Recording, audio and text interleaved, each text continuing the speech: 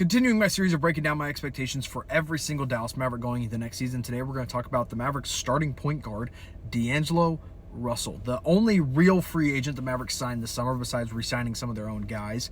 And in all honesty, I think this was a really good pickup for the Mavericks for the price they got him at. I think for all the options, and you look at some of the guys that got signed this summer and the money that they got, I don't think you were going to get better value than what the Mavs got for D'Angelo Russell. Now, he didn't have a good year last year. Let's just be honest about it. He didn't shoot the ball well. He wasn't very efficient. That's not really who D'Angelo Russell has been. He's been a good shooter throughout his career. He's been a good passer throughout his career. He even made an all-star team in Brooklyn back in the day. It really wasn't that long ago. He's only 29 years old. He's not that old. I think the reason D'Angelo Russell has gotten a bad rap as of late is because of his performance in the playoffs. When he was with the Timberwolves, when he was with the Lakers, wherever he was, his playoff performance really took a dip. Here's the problem. When he was on those teams, he was asked to be like the guy to initiate offense for those teams. He's going to be asked to initiate some offense early on while Kyrie is out, but by the time the playoffs come around, he's going to be like the Mavs super six man. And I think that's a perfect role for D'Angelo Russell. There's still going to be headaches. There are going to be headaches with D'Angelo Russell. He's going to take some shots that we get mad at. He's going to play some bad defense. Let's just be honest. He's not a great defender.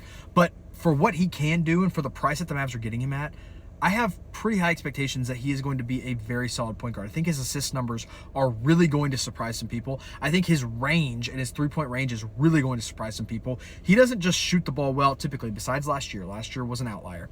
He doesn't just shoot the ball well from three. He shoots the ball well from like deep three-point range. And that's really important for this Mavs team because the spacing, in all honesty, is not that good outside of D'Lo, and if Klay Thompson starts, Klay Thompson in the starting five. So I think his role is going to be really important on the Mavericks, but not so important that he has all this pressure to be amazing, to be all-star D'Angelo Russell. That's not my expectation. Just give me good three-point shooting and some really good passing. We need his passing to shine, so just give me some high IQ basketball.